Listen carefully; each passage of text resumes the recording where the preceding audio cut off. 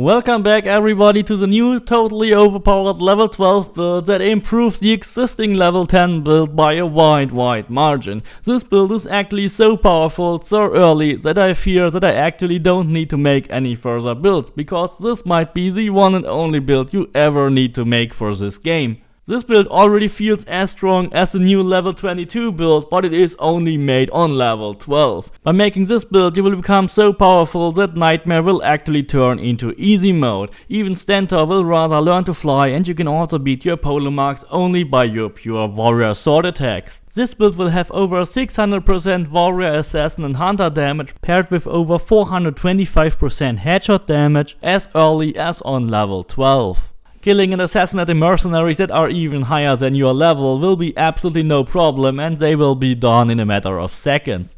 And when you pull out your bow you will enter in absolute carnage mode. No matter if you make a body shot or a headshot, you will never need more than a single arrow to kill off all your enemies that try and dare to attack you.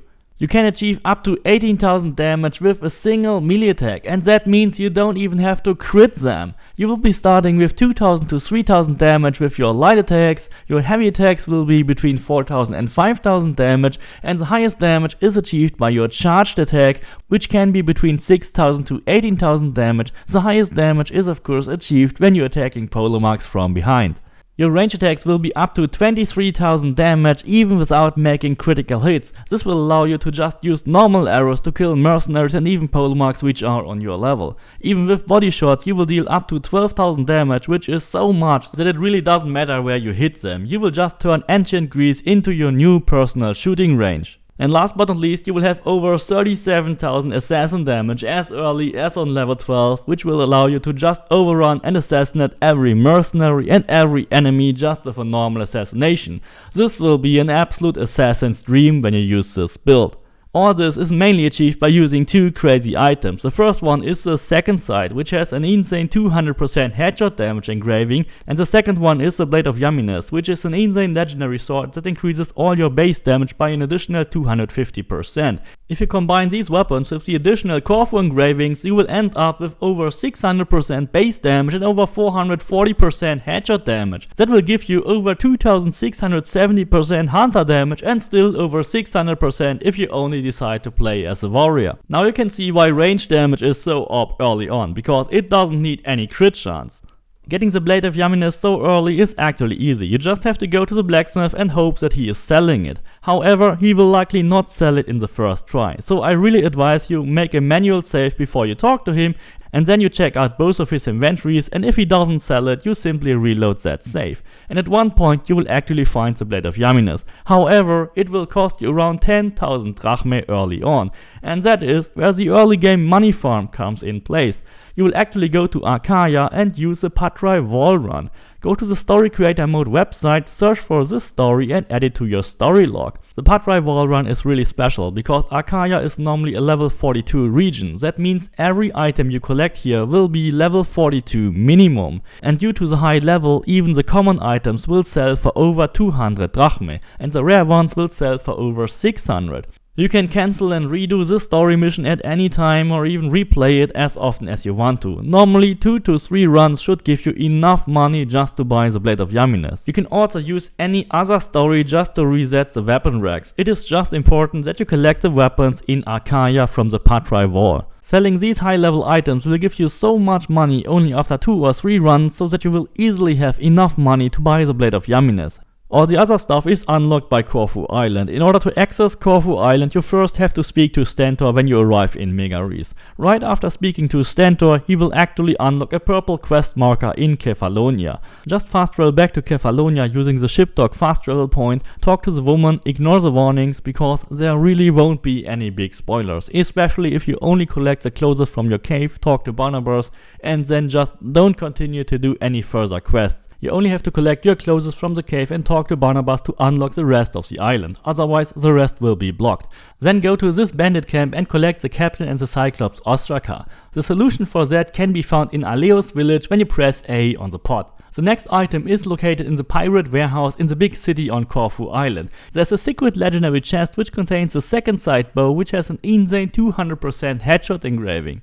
But the most important thing to collect on Corfu Island is the champion Ostraka. Go to Collidi Farm in the north, collect the tablet, and then go to the solution in the northeast and press A at the flowers at the docks.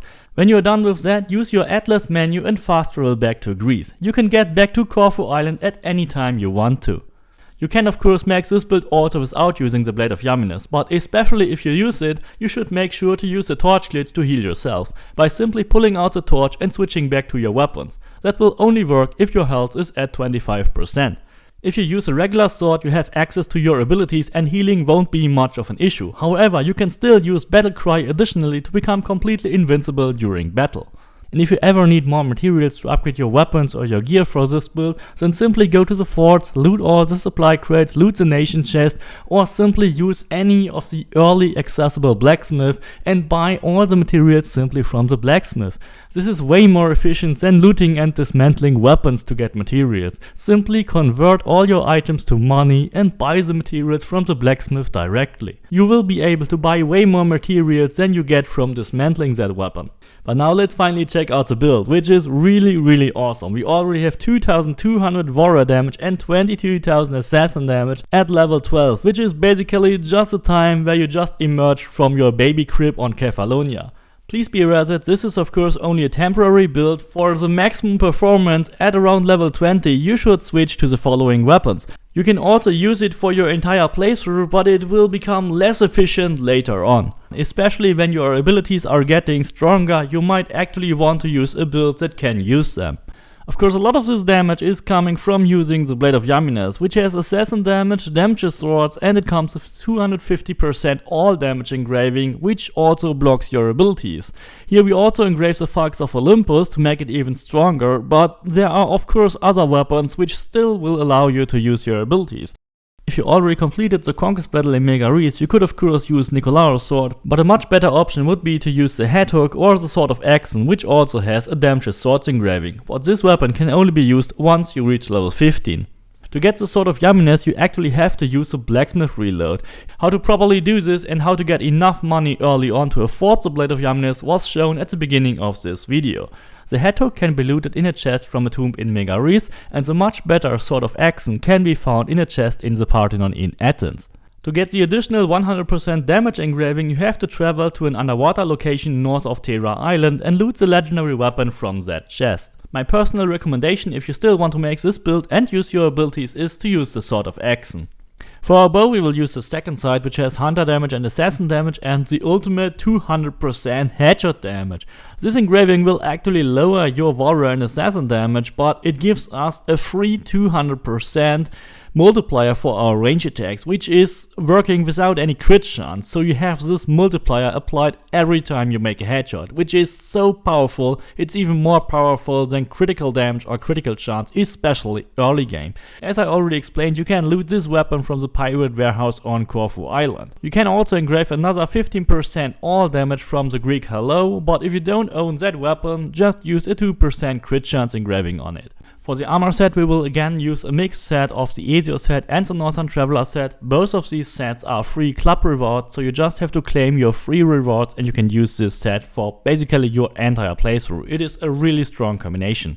We don't have to pay any attention to the set bonus of these two sets because you can use neither of them before you have played the Atlantis DLC, so we can actually combine these two sets in the best possible order. On the headgear we use Ezio's hood with assassin damage and damage swords. Damage swords is our strongest damage multiplier for melee weapons, so it is absolutely mandatory to have it on our headgear and on our melee weapons.